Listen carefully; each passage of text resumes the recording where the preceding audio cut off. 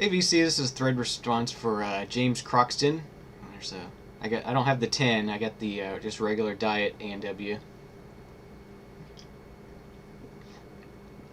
But yeah, I just wanted to respond to your thread quickly and just say hi and say I really enjoy watching your videos and hearing your opinions on the music you're hearing and seeing what things you've been collecting and finding. So I just wanted to go ahead and quickly answer your thread. So the first question you had was say show three grails in your collection, and there's lots of things I could consider grails. So I just pulled out three that I was really either looked for a long time or was really had to have no matter what.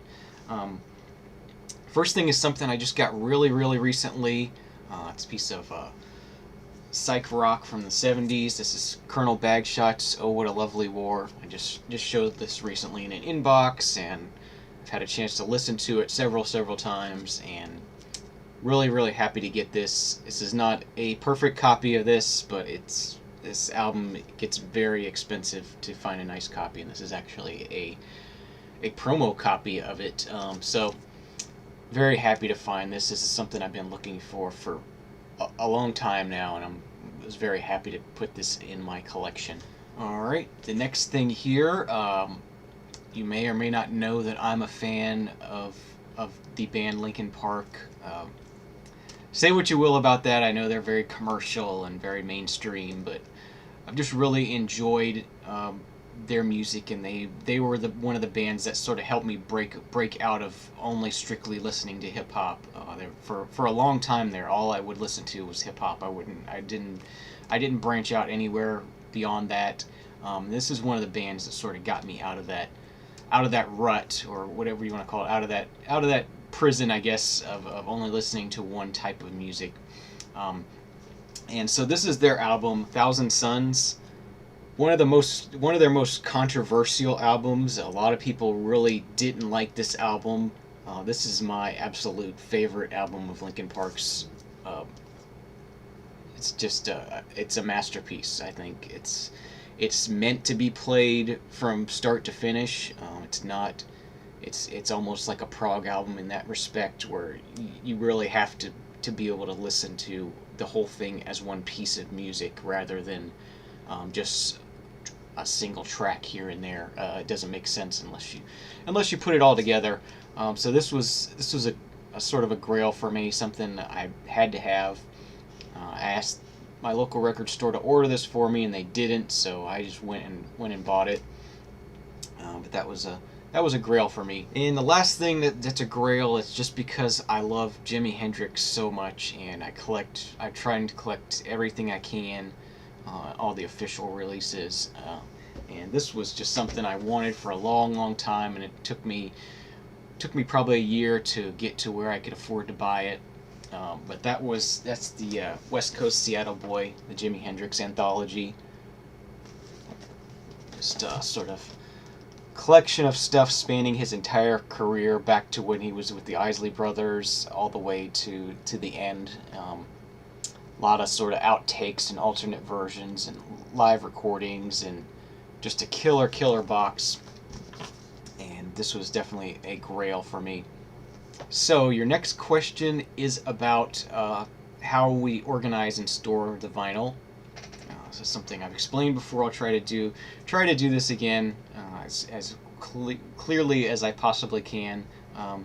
So you can actually see back there. There's an A and then B and C. So it's alphabetized by artist. If it's a solo artist, it's alphabetized by their last name. So Jimi Hendrix is in the H section. There's H right there. You can see the Winterland box set.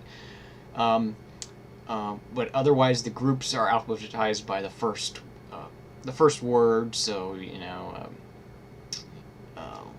Rolling Stones are in R, and Beatles are up in B there, and so that's basically how it's ordered. And then at the end, down sort of near the bottom there, there's a few other sort of sections I have sectioned off. I have a section of musicals, I have a section of soundtracks, movie soundtracks. I have a section of classical. I have a section of sealed records that I have are sealed that I don't want to open. And I just started a section for the Folk Legacy albums. I'm going to put all those into one section as well. So I think that pretty much covers the organization of how I organize them. Yeah, but mostly just alphabetical. It would drive me nuts to try to organize things by genre, because there's so much stuff that doesn't fit into only one genre, and I don't listen by genre. I usually, when I want to hear something, I say, oh, I want to hear a Harry Belafonte album, so I'll just go to the Harry Belafonte section and pick something out of there. That's sort of how my listening habits are. So that's why I organize things that way. It's the easiest way for me. And your last question has to do with where we buy the majority of our vinyl, and the majority of what I buy probably comes from thrift stores. I can buy large quantities at thrift stores, and it's usually around 50 cents a piece, so it's a very affordable thing to do, and that's where most of the things I buy. And then, sort of moving on from there, I buy a lot of stuff. The library district here in my town. They have twice a year they have a sale that's open to the public, where they ask for donations throughout the year, and people drop off books, magazines, CDs, records, VHS tapes, DVDs, software, any kind of media. People donate throughout the year, and then twice a year they open up this giant warehouse and they have a sale, and everything is very, very reasonably priced. Usually $1 or less, between $0.25 and $1.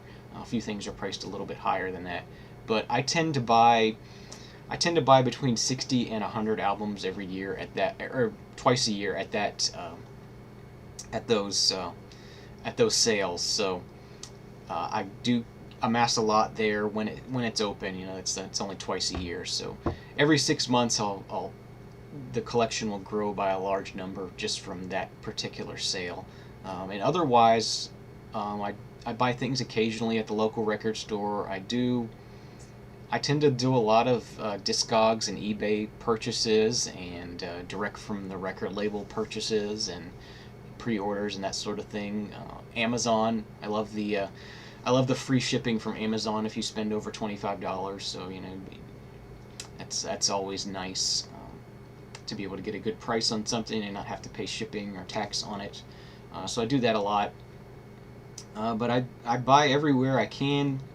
The things that I haven't done much of are estate sales. I tried to go to a few estate sales, and I just was disappointed in what I found, and I actually never bought a record in an estate sale. There's just not that many estate sales in my town. Most of the ones I hear about, ones I see on the list of estate sales, are in the more major cities like Jacksonville, Orlando, or somewhere, and I'm not going to drive that far just to go to an estate sale. So those aren't really my thing, and I'm a night person. I work nights, so it's really hard for me to get up in the morning and go to garage sales. So I don't do too much garage sailing. I do a few now and then, but yeah, for the most part, it's just thrift stores.